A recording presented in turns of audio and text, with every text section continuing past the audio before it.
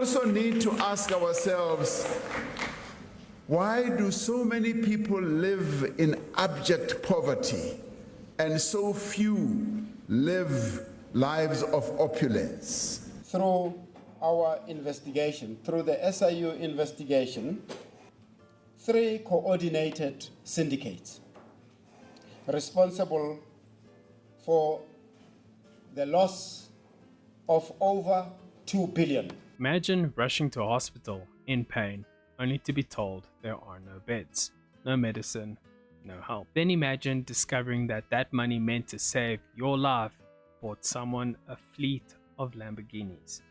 That's the reality of Tembisa Hospital. 2.3 billion rand stolen. 9 syndicates, politically connected kingpins, and while patients passed on laying on hospital floors, waiting, the masterminds are still free today. Tembisa Hospital has become another monument to South Africa's two-tier justice system. Tembisa Hospital wasn't just looted, it was bled dry. All paid with public funds meant for medicine and oxygen. And all of this would have remained unknown if it weren't for one brave woman, Babita Dokran. She saw the corruption and tried to put an end to it. She reported her findings to her supervisor in the Department of Health, but it turns out the rot ran deep even inside the department itself. Over 122 million rand in kickbacks to corrupt officials, ultimately putting her life on the clock. On August 23, 2021, she was gunned down outside her home, execution style. In the week in the lead up to her death, the killers spending some time there as well, tracking her movements until that fateful day when she was shot, just at that corner where you see that little arrow on the ground there.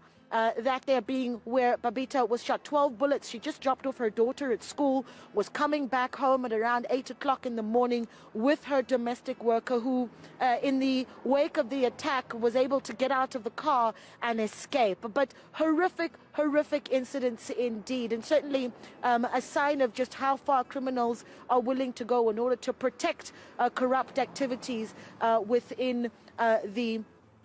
Years later, her killers are behind bars, but the people who orchestrated her death, well, they're still living it up freely, because in South Africa, telling the truth can get you assassinated.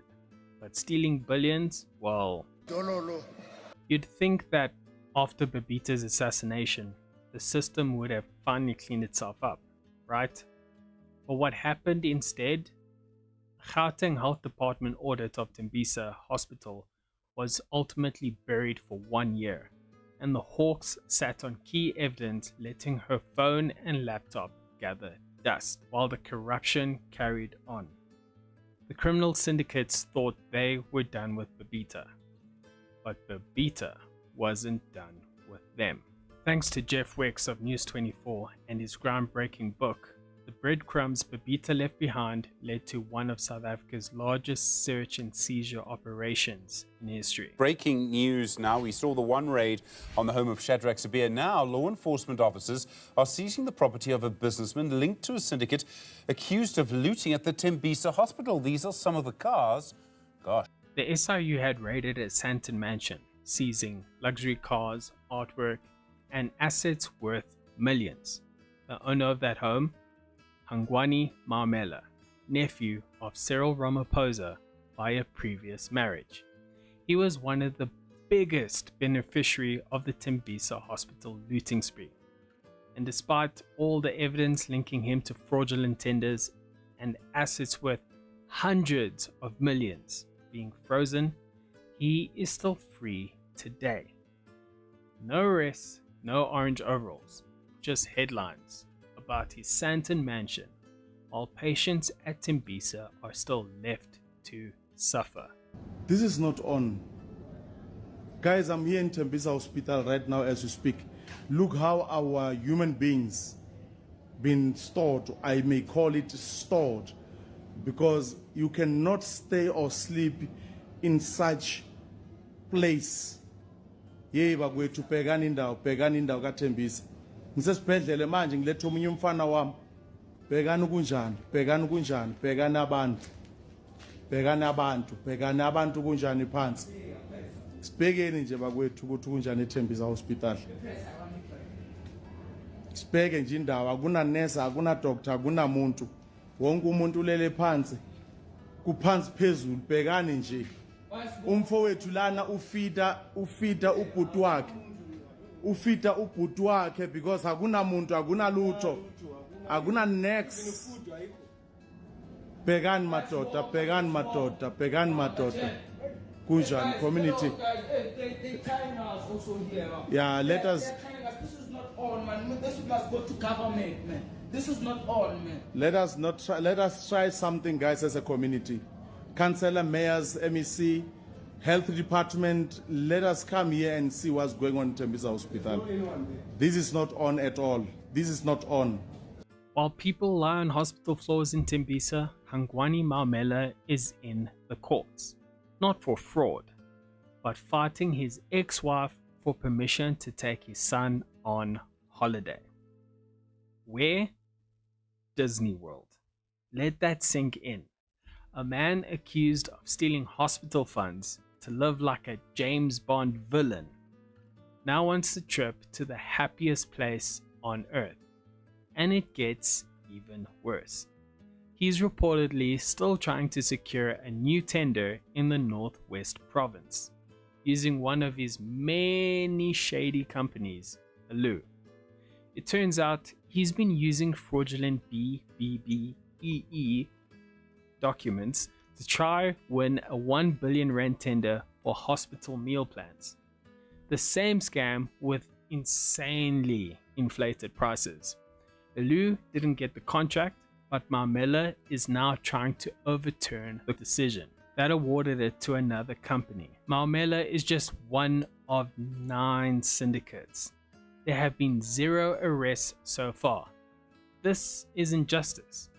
It's a rerun of the same story over and over again, and South Africans have become all too accustomed to it by now. This time, just with different actors. The ANC government preaches transformation and the promise of BBBEE, but behind the slogans, billions are stolen, whistleblowers are silenced, and the court cases drag on and on until the next outrage arrives. When ordinary South Africans commit petty crimes, they sit in jail awaiting trial by the end of the week. But when you're politically connected, the justice system moves at a snail's pace. Billions in tax money get looted and then used to fund the very looters' legal defense. All of this in a compromised court. Does that sound like justice? No. It sounds like a system designed to protect the powerful and punish the honest.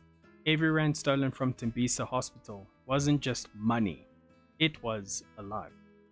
A child who didn't get oxygen, a mother who never got treatment, a father who died waiting in a hallway. Meanwhile, those responsible, well, they sip champagne, fly business class, and plan trips to Disney World. This is why South Africans no longer believe in justice, because the brave die telling the truth, and the guilty live to steal again. Two-tier justice isn't just a theory, it's a reality. It's Tembisa right now. It's KT Molefe.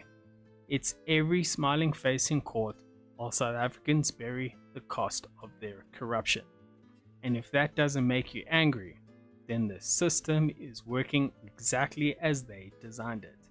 Now, there are some interesting developments involving Cyril Ramaphosa and his nephew, Hangwani Maumela. Ramaphosa has publicly denied knowing him, yet a video recently resurfaced on X showing Cyril outside the very same house that was raided by the SIU.